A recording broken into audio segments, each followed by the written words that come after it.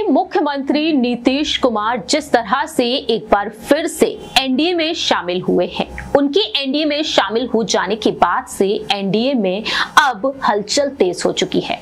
ना सिर्फ जनशक्ति पार्टी के राजनेता चिराग पासवान को लेकर, बल्कि हम के प्रमुख जीतन राम मांझी को लेकर अटकलों का दौर लगातार तेज है। और इस बीच महागठबंधन की तरफ से कवायद शुरू हो चुकी है कि कैसे भी करके इन दिग्गज नेताओं को अपनी तरफ ले लिया जाए और जिससे नीतीश कुमार की जो सरकार है वह अल्पमत में आ जाए। ऐसे में देखा जाए बीजेपी आलाकमान ने यहाँ पर एक अहम फैसला कहीं ना कहीं ले लिया है।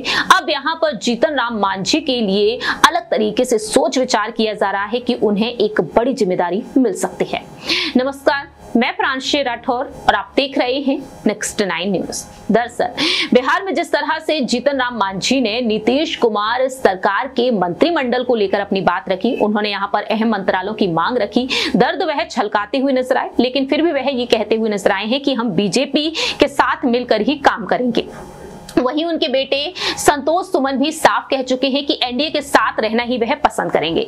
लेकिन जीतन राम मांझी को मनाने की कवायद जारी है इंडिया गठबंधन की तरफ से। हाल ही में लेफ्ट से जो विधायक है महबूब आलम उनके आवास पर पहुंच के उनसे मुलाकात करने के लिए, हालांकि इस मुलाकात को शिष्टाचार भेंट उन्होंने बताया। उनका साफ तौर पर कहना रहा कि हम उनके स्वास्थ्य की जानकारी लेने के लिए आए थे, वह सही सलामत है, वह ठीक ठाक है। और दूसरी ही तरफ यहाँ पर यह कहा जा रहा है कि राजद की तरफ से जीतन राम मांझी को मुख्यमंत्री बनाने का प्रस्ताव दिया जा रहा है।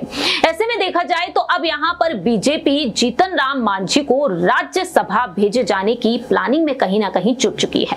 जी हां, अंदरूनी सूत्रों के मुताबिक यहां पर कई अहम दावे किए जा रहे हैं। आपको जानकारी के लिए बता दें कि लोकसभा सीटों के साथ राज्यसभा की 2 सीटों को भी अब शामिल किया गया है।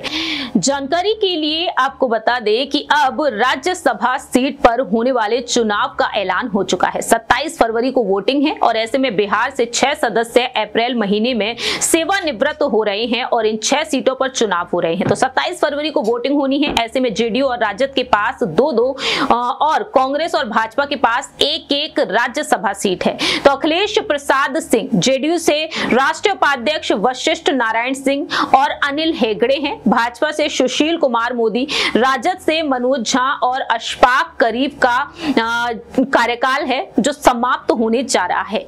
ऐसे में यहाँ पर एक अहम फॉर्मूला बन सकता है। भाजपा के हिस्से में 2 और जेडीयू के खाते में 1 सीट आएगी और ऐसा इसलिए कि भाजपा के पास 78 विधायक हैं, जेडीयू के पास 43 विधायक हैं। तो विधायकों की संख्या के मुताबिक भाजपा राज्यसभा में 2 सदस्य भेज सकती है।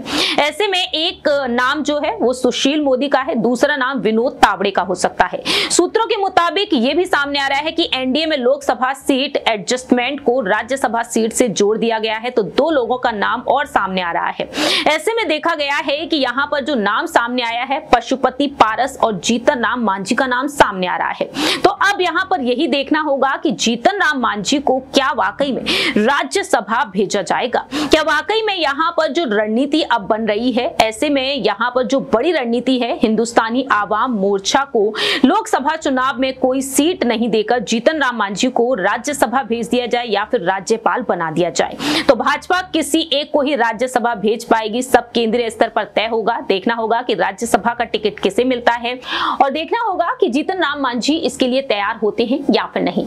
देखते हैं कि जीतन राम मांझी को क्या वाकई में ये बड़ी जिम्मेदारी मिलती है, राज्यपाल बनेंगे या फिर उन्हें राज्यसभा भेजा जाएगा। इस खास रिपोर्ट में इतना ही। तब तक के लिए आप देखते रहिए नेक्स्ट 9 न्यूज।